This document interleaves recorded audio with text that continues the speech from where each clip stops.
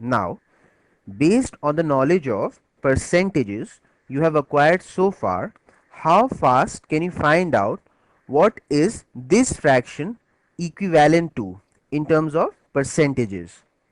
In other words, I'm asking 16.8 over 84 equal to how many percents? Alright, so I'm giving you 4 seconds for that, and your time starts now.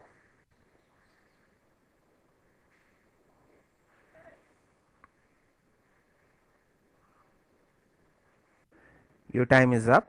The correct answer is 20%. Could you get that right? As you know, the usual way of converting any fraction into percentage is to multiply it with 100. Now just simplify it. First try to get rid of this decimal.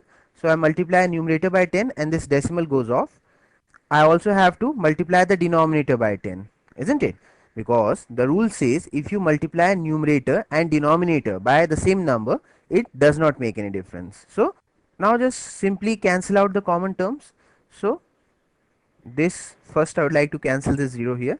Now 2 4 times is 8, 2 2 times is 4, 2 8 times is 16, 2 4 times is 8. Now you can easily spot the relationship. So you can just cancel out and write 2 here, isn't? If you can't spot that, then you can simplify it even further to get to that 2. Alright, now 2 10 times is 20, so the answer is 20%. This method is very good, but the only problem is that it's difficult to do mentally with this method because too many steps are involved. So now let's look at the faster way of doing it. The faster way of finding the percentage equivalent of a fraction is that you look at the denominator and you ask yourself what percentage of this denominator is this numerator, isn't it?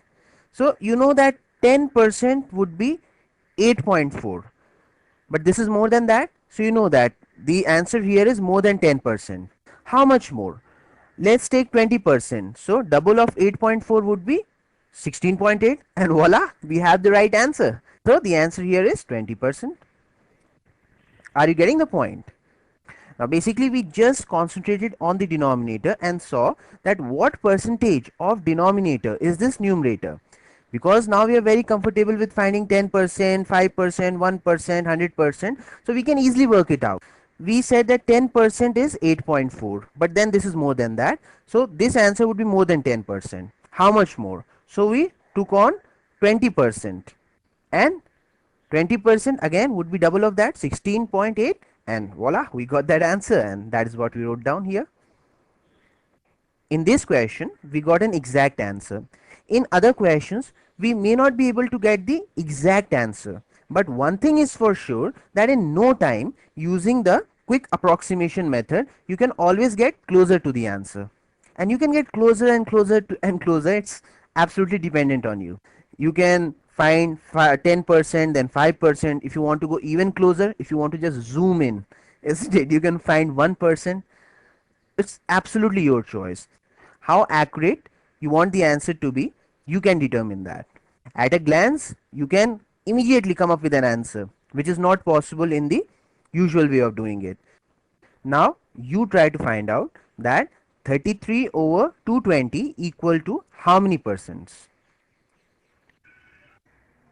So once again look at the denominator and ask yourself what percentage of this denominator is the numerator. So 10% you know would be 22, but this is more than that, so therefore we can say that our answer would be more than 10%.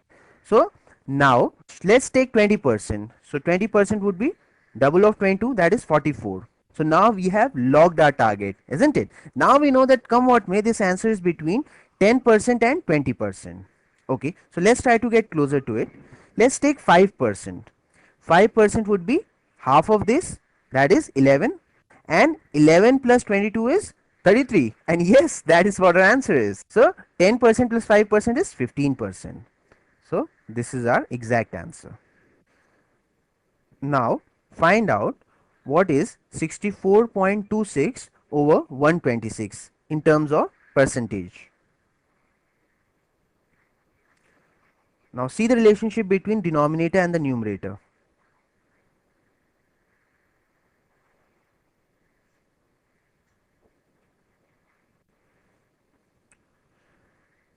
Right.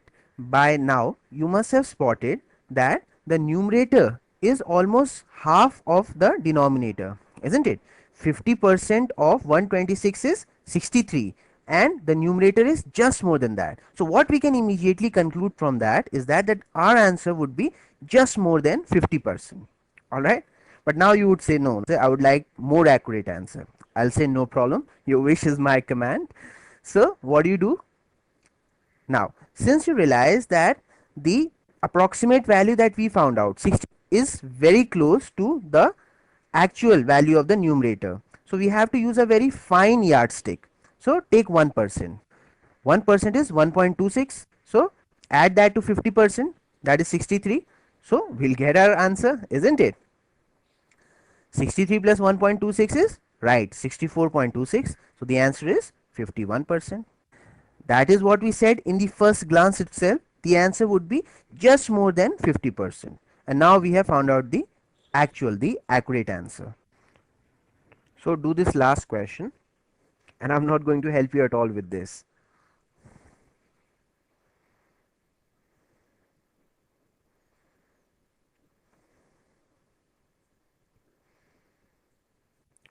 Now you must have spotted by now that the numerator is very close to the denominator.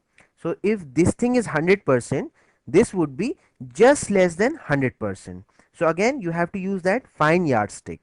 Alright. So let's find 1%. 1% would be 5.2. Now just roughly subtract 5.2 from 520. So our answer would be around 515. Now 515 is more than that. So we know that we have to go even down. So let's take 2%. 2% would be 10.4, twice of that. So subtracting 10.4 from 520 would give us this exact answer, isn't it? 509.6. Thus our answer is 100 minus 2%, that is 98%. So now I'm sure you can calculate the fraction equivalent of any percentage. So suppose if you get 509.6 marks out of the total marks of 520, then you know that you got 98% in your math exam, and that is a good score.